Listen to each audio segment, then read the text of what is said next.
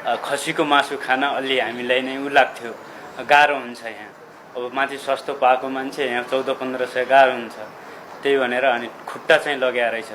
नमस्कार, म बिरामी गणेश नेपालीको दाइ मदन नेपाली, मुगु जिल्ला सोरु गाउँपालिका वडा नम्बर 1 जमलधारा मेरो स्थायी ठेगाना हो। अहिले हाल चाहिँ भाइ कमल विनायकमा बस्छ भक्तपुरको, म चाहिँ यता बालाजु हाइटमा बस्छु। भाइ चाहिँ हिजो अस्ति बेलुका चाहिँ अस्ति दिउँसो दुईटै बुढाबुढी मेरो रुममा आएको थियो। अनि बेलुका अनि के गरेर त्यहाँ बस्यो। अनि बेलुका अलि 9 बजेतिर हो यहाँबाट गइसकेपछि मलाई चाहिँ अब अलि हामी धेरै दुर्गमको मान्छे भएर पनि होला यहाँ अलि खसीको मासु खान अलि हामीलाई नै उ लाग्थ्यो, गाह्रो हुन्छ यहाँ। अब माथि सस्तो पाएको मान्छे यहाँ 1400-1500 गाह्रो हुन्छ। त्यही भनेर अनि खुट्टा चाहिँ लग्या रहेछ। अब मैले खाना खाएर सुतिसकेको थिएँ। दाइ उड्नु न बनाउनु भने ऊ आफ्नो भाउजूसँग त्यति ऊ बोल्दैन। अब दुईटैजना लचकदार छन्, नबोल्ने। आफ्नो बुढीलाई चाहिँ अब म ऐनेर भए थिएँ कि उसले पनि बुढीलाई पनि भन्न सकेन। मलाई भनेको थियो अब भयो छोड भने। अनि उसले चाहिँ त्यही भात खाएर सुत्यो। अनि बिहानै अनि मैले भने गणेश उज्यालो भयो जान त, पर्सिनी कुर्सी त बाइकको किस्ता बुझाउने दिन आइसक्यो। अनि जा त्यहाँ पठाउ गर्न जाऊ तिमी भने जुरुक्क उठेर अनि उसले बाइक त्यहाँ अरू छिमेकीलाई पनि डिस्टर्ब हुन्छ भनेर स्टार्ट नगरिकन बाहिरपट्टि अनि रोडमा ल्याइसकेपछि स्टार्ट गरेर आएको थियो।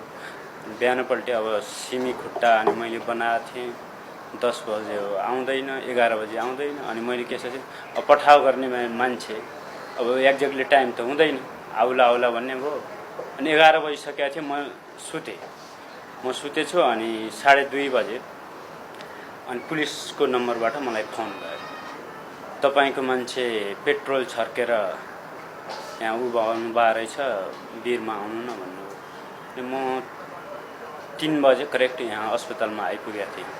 अब उसको बोली अलि फुटिरहेको थियो। म आउँदा चाहिँ 2-4वटा शब्द चाहिँ उसले बोल्यो, दाइ बाबा मम्मीलाई राम्रो गर्नु भने होइन।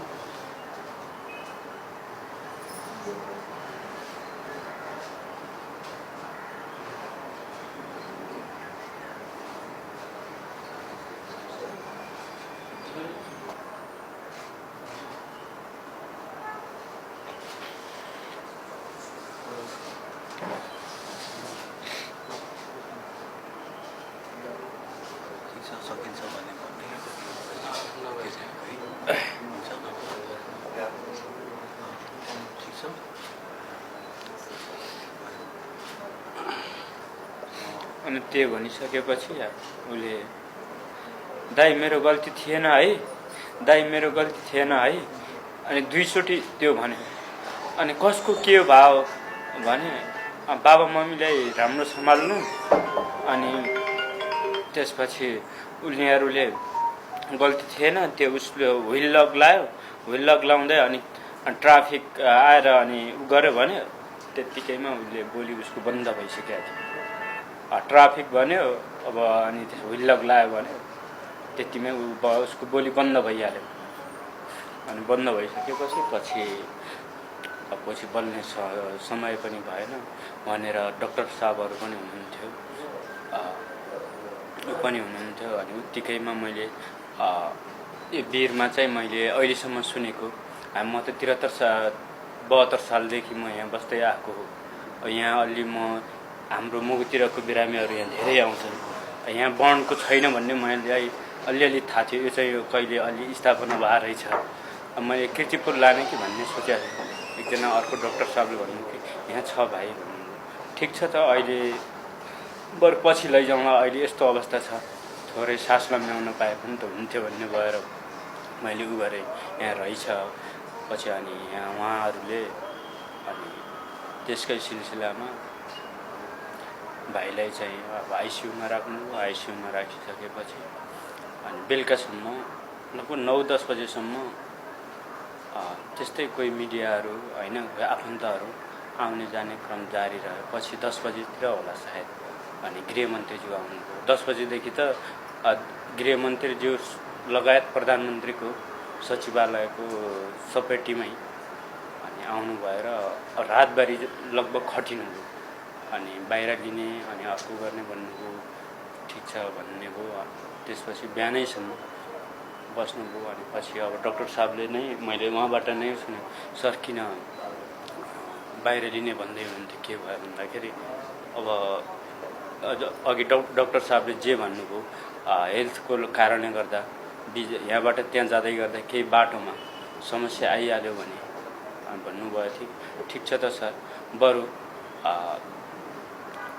यहीँ केही सिलायो भने त्यसलाई चाहिँ बरु पछि लगिहालौँला त्यो भन्ने मेरो मनमा भयो। त्यति